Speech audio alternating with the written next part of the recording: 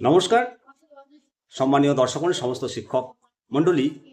TET ইস্যুতে 1 September 2025-এর রায়ের পর আপার প্রাইমারি শিক্ষকদের একটা দুশ্চিন্তার অবসান ঘটল।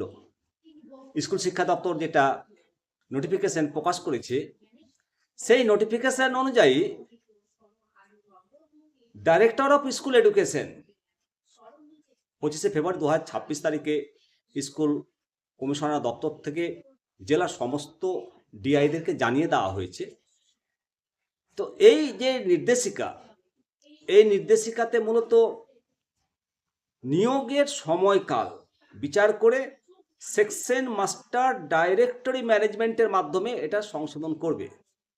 তো আপনি কোন সেকশনে থাকবেন সেটা জানতে হবে।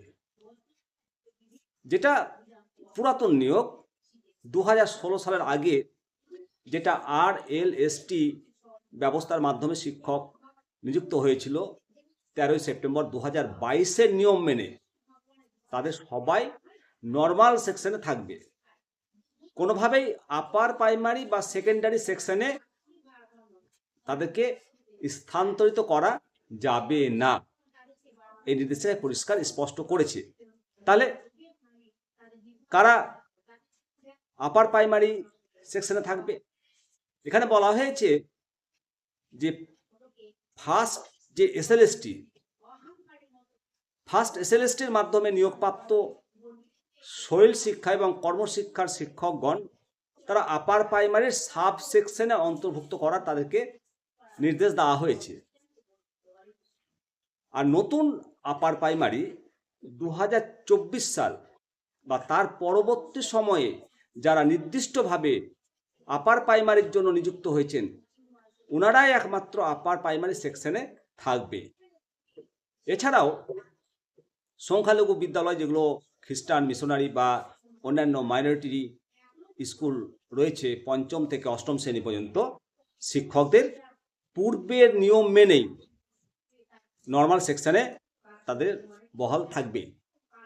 আর 2016-র পরবর্তী সময়ে যারা 9ম 10ম শ্রেণীর জন্য নিযুক্ত হয়েছিলেন সেকেন্ডারি এবং হায়ার সেকেন্ডারির জন্য, তাদেরকে হায়ার সেকেন্ডারি সেকশনেই রাখা হবে, কোনো পরিবর্তন হবে না।